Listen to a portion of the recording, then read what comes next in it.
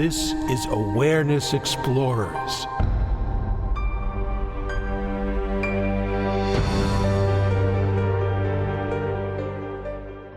Well, welcome, friends and family and fellow explorers, to Awareness Explorers. I'm your co-host, Jonathan Robinson, and I'm with my friend, co-host, and man about town, Brian Tom O'Connor.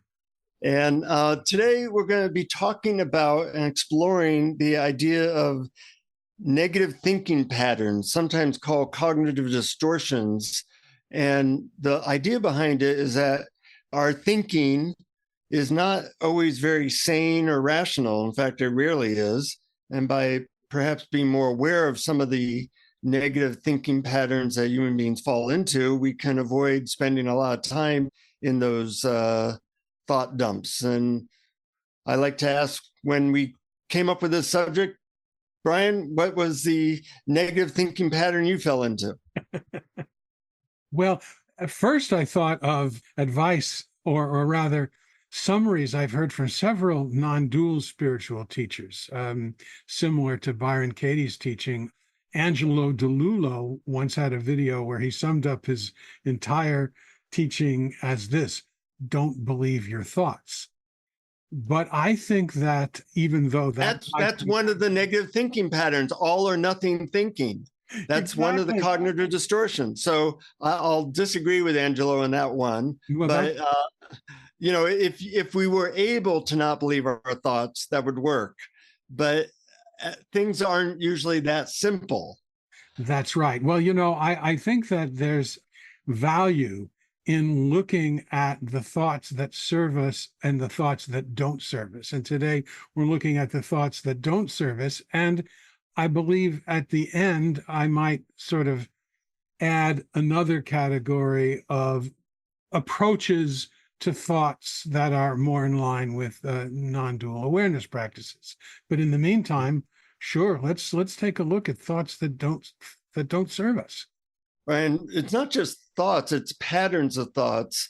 So by being aware of certain patterns that are really common to human beings, like this all or nothing, black or white thinking. You see this with the polarization of political parties. Everybody on the other side is a complete moron and we're all good. And obviously that's not true if you look at it. Some of those morons on the other side are actually good people. No, I'm kidding.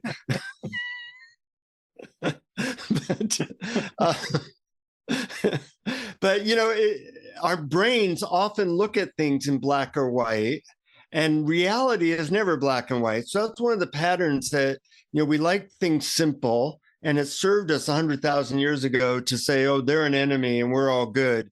But it doesn't serve us now, and it's very much out of line with reality. So when we fall into that all or nothing black or white thinking, it's a cognitive distortion that can cause us a lot of problems.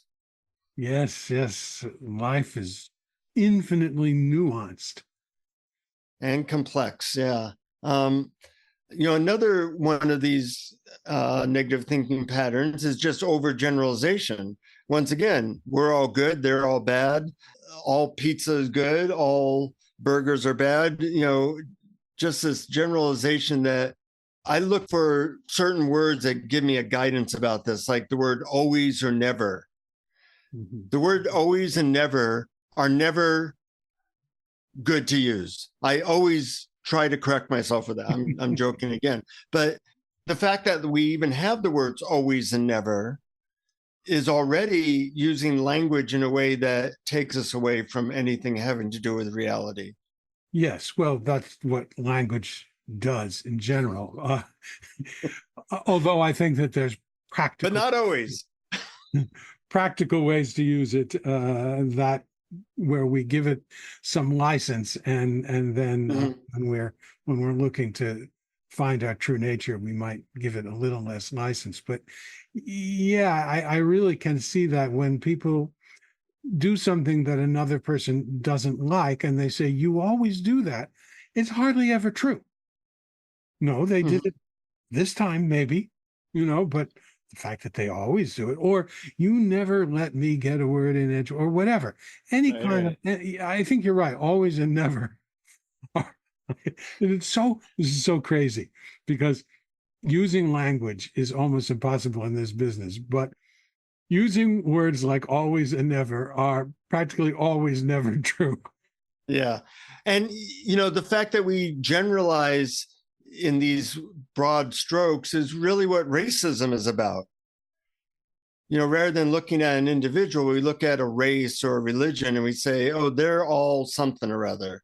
And that cognitive distortion causes a lot of problems. It causes a lot of suffering that wouldn't have to happen if we were onto this type of cognitive distortion. Yeah, if we looked at each person as an individual and realized that most people are doing their best. Most people want love. Some people have pretty dysfunctional ways of getting it, but underneath, deep down, just so similar, but only on an individual level, not in a group level. So you can say, yes, this person is similar to other people in that group. That's not helpful. This person is similar to me. That's helpful.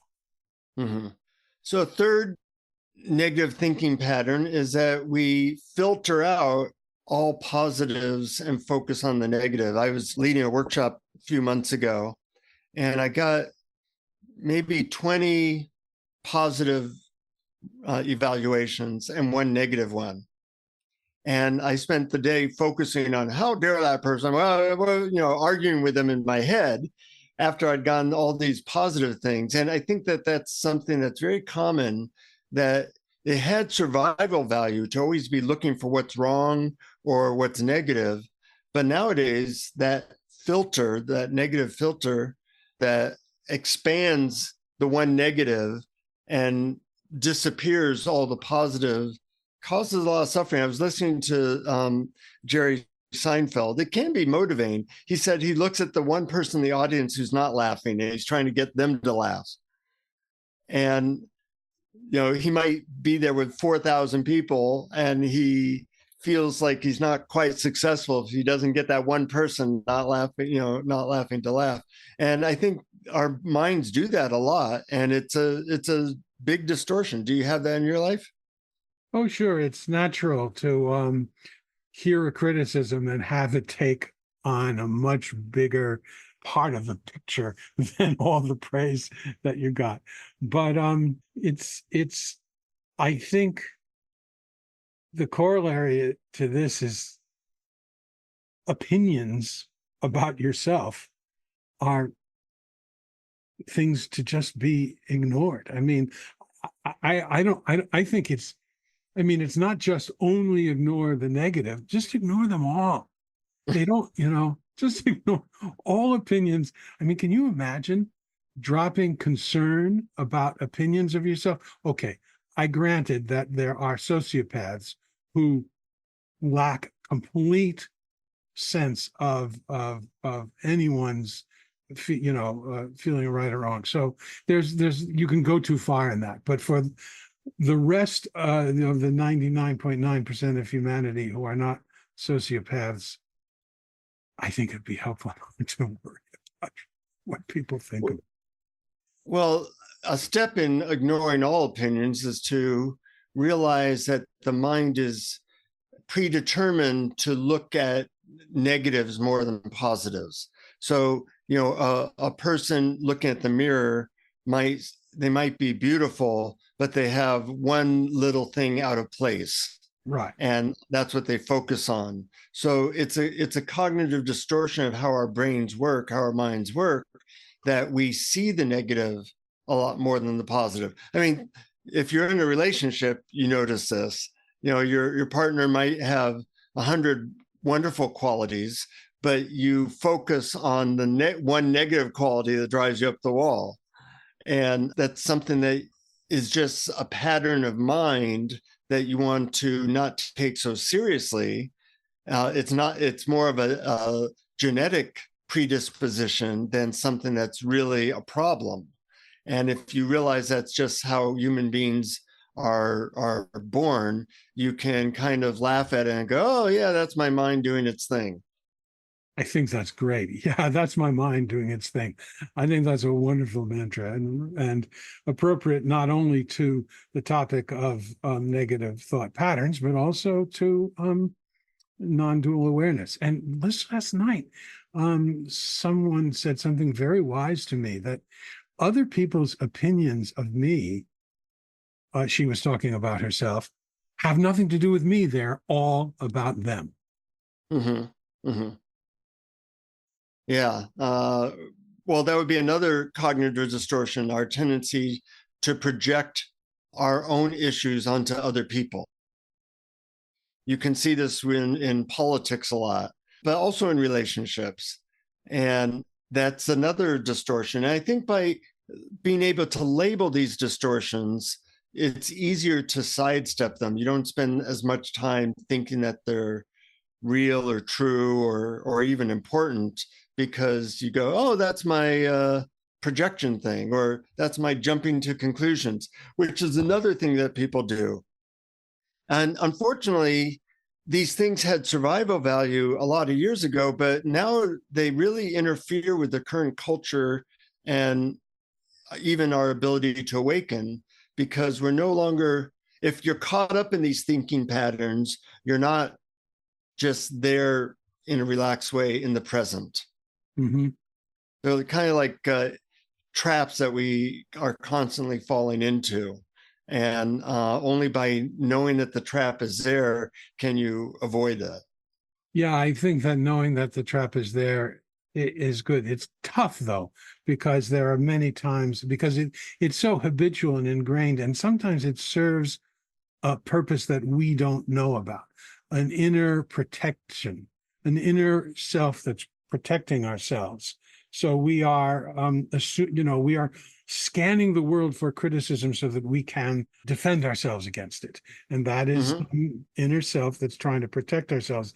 And we sometimes tell ourselves, yes, you have this tendency to be very defensive and scan the world for criticism.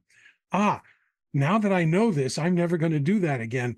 Unfortunately, that's not really true. Yes, it can be true, and it's an important first step.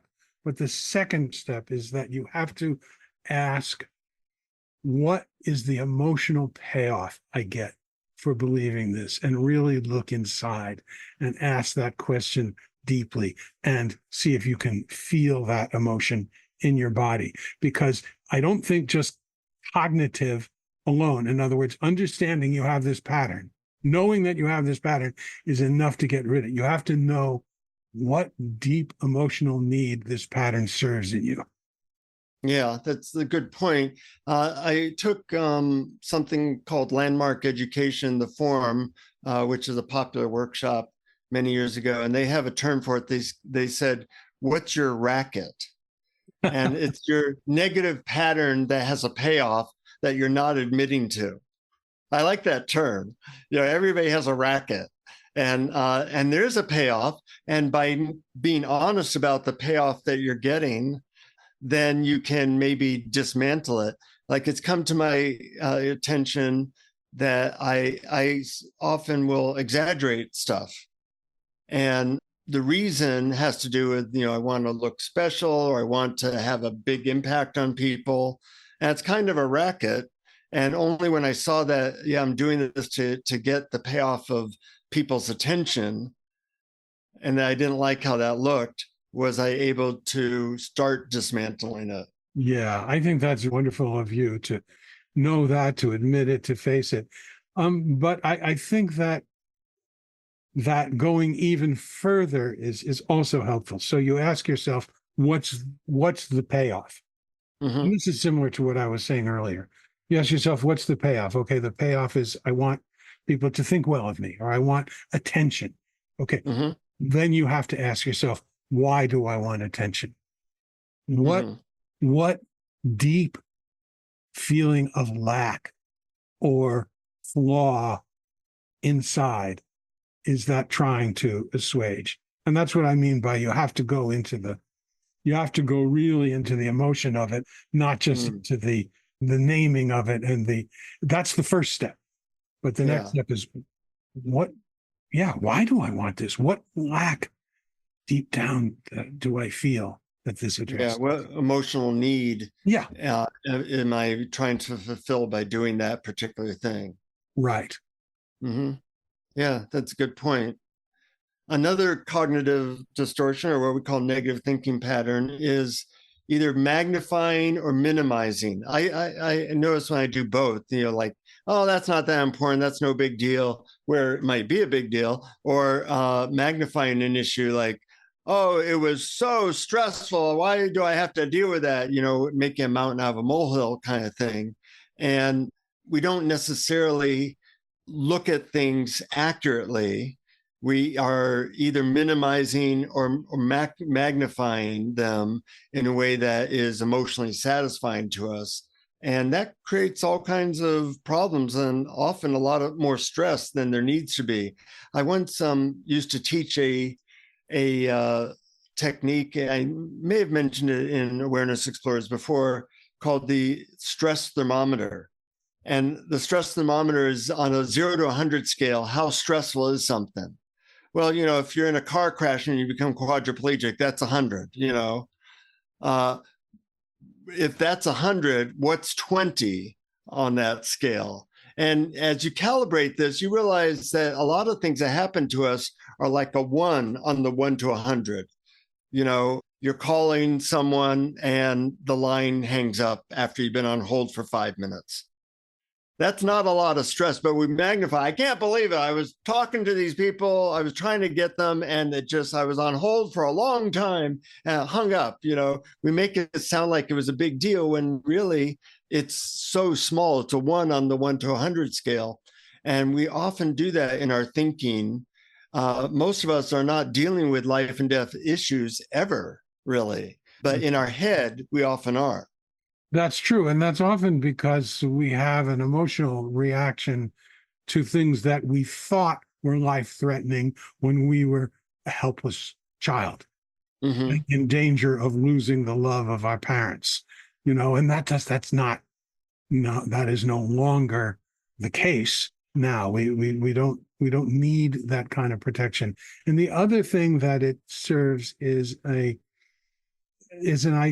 in both of them, both minimizing and maximizing, are a way of feeling that we have control. It's a way of thinking, it's a way of exerting control. In other words, I have an idea of how things should be, and if they are not that way, I'm gonna say how terrible they are. Uh-huh. Or this is something that feels really bad and threatening, and the only way I'm going to feel good about it is to make believe it's not important. And they're Yeah. all efforts to control our feelings. And that's usually counterproductive. We need to have our feelings and allow them and forgive ourselves and nurture ourselves. Mm-hmm.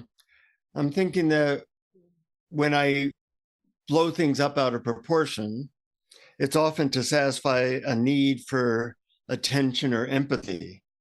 And that to see something more clearly as, oh, it's just a small thing, would be much more humbling. Because I'd say, well, you're getting bent out of shape over that, small thing. So people use these distortions, or I use these distortions, once again, to get certain emotional needs met that probably weren't met as a kid, that we're now doing these thinking patterns to try to, get attention or to get sympathy or whatever. And it just takes a lot of emotional energy and takes us away from the present, sometimes for long periods of time. That's right. Absolutely right. I think that's totally key. The more we talk about this subject, the more that seems clear that these patterns are there for emotional reasons. Mm-hmm. And the more we allow our emotions to be exactly as they are, the less we need these patterns to avoid the emotion. Mm-hmm. And, with each of these, there's a way to get more into our story. And as we get more into our story, we're getting farther away from presence and sensations, which are now. And that's why they can take us so far away from awakening. So the sooner you can realize, oh, this is, my magnification story. It's likely to take me for a long time if I don't just call it a spade a spade. I'm lost in my poor me magnification story. What's really happening is I don't like this slight uncomfortable feeling in the pit of my stomach right now. Yes, that's right. That's also so key. Over and over again, I'm reminded of one of my teachers, Stuart Schwartz, and what he used to say, because what you said was we're leaving the here and now, what's happening right now. We're going into thought, we're going into story, and it's usually triggered by an emotion. And so we make up a story. We make up these negative thought patterns, and his technique was fear is here, take a breath. Anxiety is here, take a breath. And you notice it, and you feel it in your body, and you allow it to be. And mine is like get a little bit of a bigger picture of it, a little distance from the ego that's involved in it. So I just say, there goes Brian blowing things up out of proportion again. What I tend to do is I use the phrase, the story I'm running now is. Good. And putting it out there as like, the story I'm running now is that sad and depressed and don't know what to do with my day. Well, once I put it out there, I realize it's easier to see it for what it is and not loop around that story with some of these negative thought patterns, and just say, okay, I'm going to put that on the shelf. Here I am, present again in this moment. Yeah. And you're not a victim of that story anymore. Yeah, that's beautiful. What's the sentence again? The story I'm running now is, sometimes for some of my clients, I've actually said the ridiculous story I'm running now is. That brings in a little bit of humor. Well, even if it was just the story I'm running now is, I think that's really great. And if let's say you used as a next step, Byron Katie's brilliant question, is it true? Is it true? Right. How can I know it's true? Or can I absolutely know that it's true, which would always bring doubt to it. Yeah. And that's across the board. Both of those are great things to apply to these patterns. Yeah. What are some well, built in one to the human psyche is our tendency to always know exactly how things should be going or should not be going, and then blaming ourselves or others when they don't go that way. It seems like this should thing is something we get lost in a lot. And one of the great things about awakening is that it can take you out of that, like you just have a global, well, I don't know how it should be going, or Byron Katie's thing. The way to know how it should be going is you notice how it's going. That's how it should be going. Exactly. Or the Zen expression, don't know mind. Right. Yeah. But I think of it, the hard thing about the shoulding is that that's so fundamental to how our mind works that you have to be deliberate to step out of it. It's like that's the default all the time unless you are awake in that moment. Yeah. And this reminds me of something that I read in a book about positive psychology. I'm fairly sure it was in one of Martin Seligman's books, but I can't be 100% sure of that. And this is going to be a little difficult to explain, but it's the difference between an optimist and a pessimist. And for an optimist, when something goes wrong, it's temporary and it's not their fault and it's no big deal. And when something goes right, it's going to be here forever. It's huge. And I did it. And the thing about it is that the optimist view is healthier, even if any of those are not true. It's Mhm. weird that way. Yeah. Yeah. Certainly more fun to be an optimist than a pessimist, although our brains are working against us a lot of times in that way. That relates to the personalization distortion or negative thinking that we think things are personal when hardly anything is personal. You can look through the lens where nothing's personal, but if something goes wrong, we blame ourselves, or if something goes wrong, we blame somebody else, as if the world is very, very personal. We all have 100% free will, and we're deciding and making things happen. And that's a very big distortion from how reality actually is. So it's one of those things where we often are feeling responsible for things that we really don't have control over. Uh-huh. I see this in couples counseling a lot, that everybody's looking for who to blame, and it must be a personal thing. And from my standpoint, it's often a cultural thing or a genetic thing, where, well, men and women are different, so you're going to have this problem, or the culture is such that you're going to have this problem. But they're looking at it as like, oh, no, it's my partner's problem because, I need some way to make it much more personal than it actually is. That's right. That's right. People do tend to make things about themselves, and that's why looking at what's bigger than the little me, what is the big I in which all of this appears, can help create a distance and make experiences a little less personal. Yeah, definitely. As you know, I recently was going through a challenging period in my career, very challenging. And I was looking at first, personally, because I'd done some things that were probably mistakes. And I had a friend call me up who didn't know about any of that. And they said, how you doing? And I said, well, I'm going through a hard time. And they said, well, it's no wonder and they're really into astrology. And I tend not to believe astrology a lot, but I think there's something there. I just don't know much about it, but they're really into it. And they said, did this start on the 13th of last month? And I said, as a matter of fact, it did. And they said, well, and it ended like 4 days ago, right? And I go, as a matter of fact, it did. And they said, well, that's because your Mercury's in retrograde or whatever they said. They said a bunch of mumbo jumbo, which I didn't understand. But they said, yeah, it's all in your career, right? Your relationships are going good, aren't they? And I go, yeah.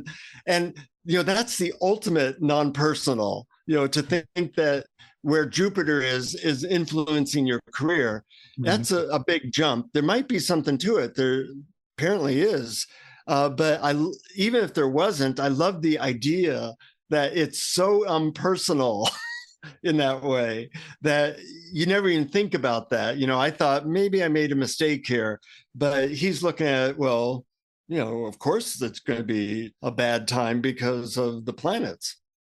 Wow, that's so interesting. I really enjoy that story. Whether you believe in astrology or not, I think that there's a sense that there is a larger pattern that you are simply a smaller subset of, that can give you a bigger picture and put things into perspective.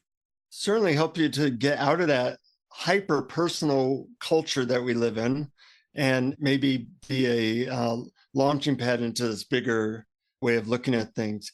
The last cognitive distortion I have on my list is how we tend to label things and then believe the labels.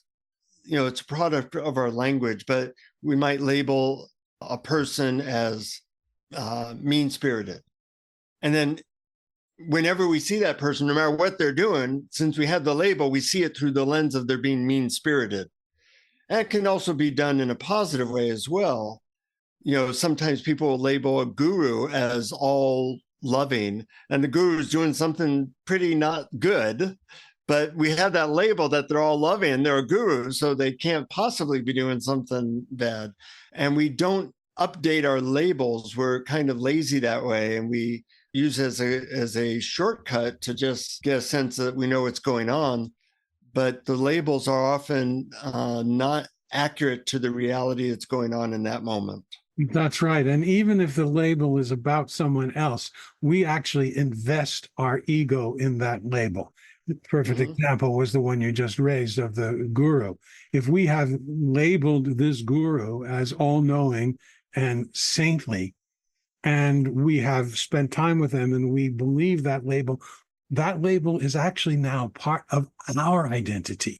I am a person who believes this about that guru. And then when that guru disappoints us by engaging in unethical shenanigans, it's very hard. It's ego challenging to not to to to not believe the label that we've set up. Mhm. And the most damaging labels are probably the ones we have for ourselves, because Yeah. those really limit us. Oh You know, yeah. if you, I remember, I may have shared this story before, but I remember many years ago, I was doing a magic show for kindergarten class. And for some reason, I said, how many of you here can sing? And everybody in the class raised their hand. And that night, I was doing a lecture for some adults. And I asked them, how many of you here can sing? And one person out of like 50 raised their hands. And that just became part of what adults do is they label, I can't sing. It may not be accurate. It may not be that they sing like, a rock star, but they can sing. And we limit ourselves through these labels, and then we don't try stuff, and it really limits our reality. I'm not somebody who is good at sports, or I'm not somebody who can speak up in public. And we limit our identities so much through these cognitive labels that really have a very negative influence in our lives a lot of the times. Yes, and the amazing thing about it is that they actually affect physiology. Mm-hmm. Belief that you can't do something will make it very difficult to do it. And the opposite is true. Belief that you can clear that hurdle helps you clear a hurdle. I mean, belief that you can win a tennis match. Of course, you don't always win, but you've got a much better chance when you believe it. And so it's very interesting that way that labels can it's a double-edged sword. They can Mm-hmm. work both ways. But I think that we're better off without them of any kind. Yeah, and we need to. We plan to do another podcast about what to do about some of these cognitive distortions and negative thinking patterns. That'll be mostly another podcast, but just the awareness is always the first step. Like I have a friend that always, this is pretty funny. I have a friend that always uses the word always. And I always point out to them Every time. there is no always. Whenever you have a conversation, every word out of his mouth. Yeah, right. Or I have a friend that looks at things in very black and white thinking, and it's very hard for us to see our own negative patterns. Yeah. But if you're friends with somebody, or people listening to this podcast, you can say, hey, point out my tendency to do this, to think in generalities or to think in black and white terms. And you start to see these very limiting patterns that we get caught up in that take us away from presence and being with reality. And I think that's the first step to getting out of them, is just that repetition of awareness. Mm-hmm. Yep. Yep. And so the last one was about labels. Yeah. So I think that's a great segue to what I was alluding to at the beginning, was that I have an overarching theory about thought patterns in relation to non-dual awareness. And labels is a good segue, because labels are a way of saying this is this and not that. Mm-hmm. And thought, our mind, our thought is the organ of separation. Its job is to make distinctions between things. This is this and this is not that. It's very necessary for the organism, as it needs to make a distinction between danger, between poison and food, or danger and safety. But in the ultimate reality, if your interest is in seeing ultimate reality, and not everyone's is, but if it is, realizing that no thought is true because all thought is about making distinctions between things. And in ultimate reality, there is only one thing. It's just universal energy rising and falling in various temporary forms that change and merge into each other. And so in that sense, all thought is not true. And not believing your thoughts is good. But there's nuance to this. Like it's not all black and white. Not all thoughts are bad. As I mentioned, some thoughts are practical. They're useful.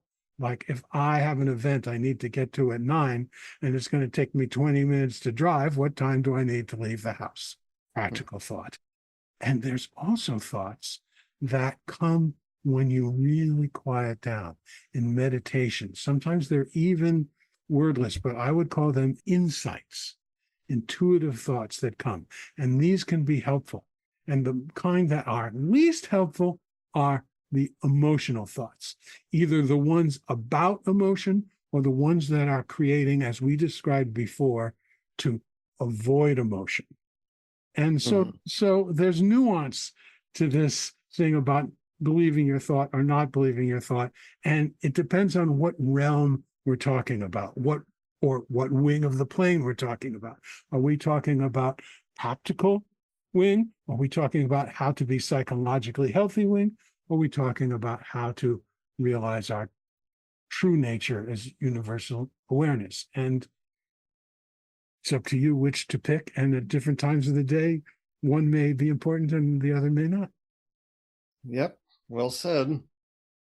And with that, maybe you can guide us into going a little bit beyond our negative thinking patterns into something a little bit more elegant and exquisite. Well, thanks for that great introduction to the meditation. So yeah, I'll kick it off. So far, we've been talking about what sort of thoughts serve us and what sort of thought patterns don't.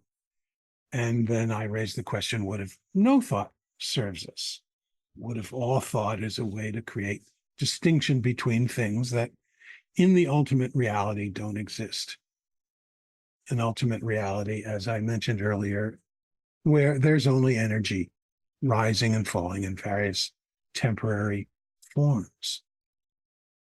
And also another question, what if we don't have control over our thoughts? So this meditation addresses some useful ways of approaching these questions. So first, close your eyes, if it's safe to do so. Take a nice, easy, deep breath and relax.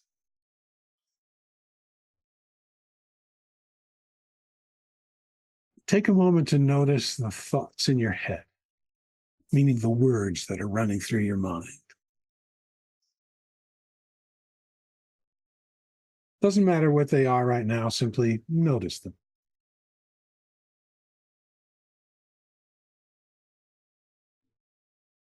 I'm going to ask you to ask yourself a question, but don't worry about the answer. Just ask the question and notice.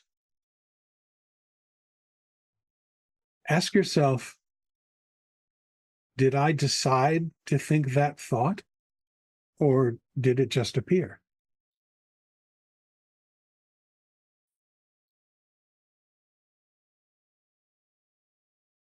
Now, notice the sensations of the weight of your body on the chair, floor, or bed, or ground.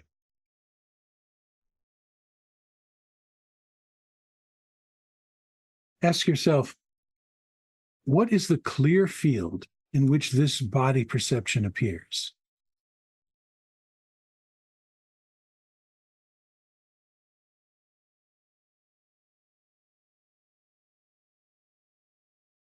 Now, notice another thought, whatever pops into your head.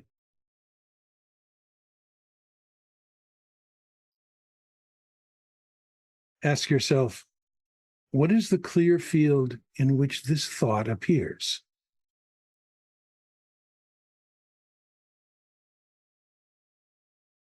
Don't worry about the answer.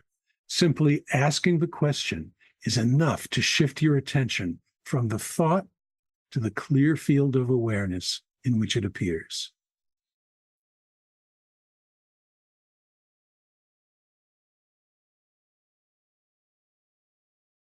See if you can be that clear field of awareness.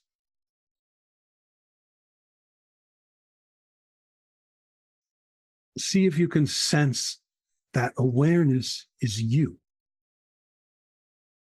the I in which all experience appears.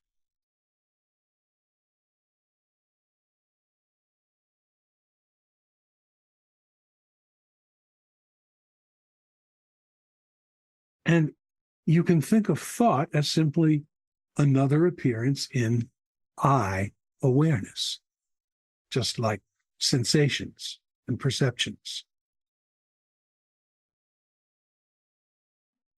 All thoughts appear in this clear field of awareness, along with all other perceptions and sensations.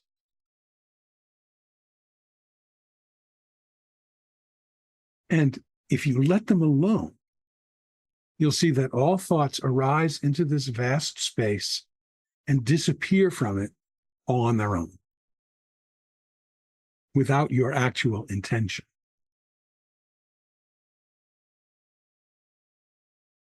The knee-jerk reaction is to grab the thought and get involved with it, spin it. But we don't have to. Thoughts are like a train arriving at the platform you're standing on. You don't cause the train to pull in and out of the station, but you don't have to get on.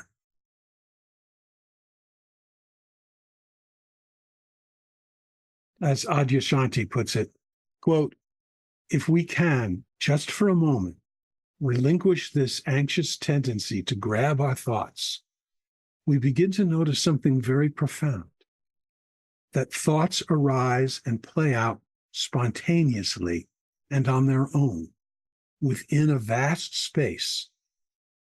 The noisy mind actually occurs within a very, very deep sense of quiet.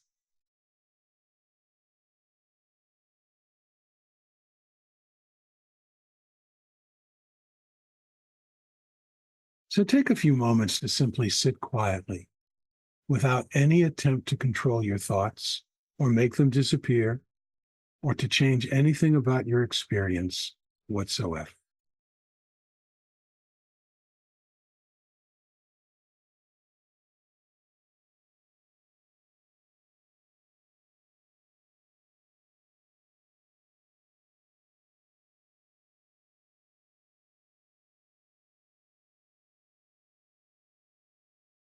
Okay. Now take another nice, easy, deep breath. And when it's comfortable, open your eyes. I like the term you use, something like, can you see it? Your noisy mind arises within a field of quiet. Yeah. That was a part of the quote from Adyashanti, which I found very, very inspiring. I was going to give you credit, Brian, but okay, now I take that back. I'll give it to Aja. Yeah. I don't mind relinquishing credit. I have learned so much from Aja over the years and all the amazingly wise and wonderful people we've talked to on this podcast. Oh, and I understand that this is actually just part one of a podcast on this topic. Yeah, we're going to do another one on how to overcome some of these cognitive distortions. And that will be, more of like, once you're aware of it and you're seeing it, what can you do to perhaps work on that? Great. Well, I'm looking forward to what we between us figure out and talk about and discover about this. Yeah, hopefully it will be wise and good if we get lucky. Anyways, thank you to our Patreon supporters. If you're interested in supporting us, go to patreon.com/awareness explorers and tell your friends and family so that they can point out your cognitive distortions. And nothing more joyful than that, right? And, as long as they do it with kindness and sensitivity and gentleness and love. Hopefully they will. Until next time, keep exploring. Keep exploring. Thank you for listening to Awareness Explorers. To learn more, you can check out our website at awarenessexplorers.com. Please subscribe to our podcast on your favorite podcast app. We'd love it if you would post a review. And please share our link on Facebook and with family and friends, because knowing yourself as awareness is the greatest gift you can give yourself or someone you love.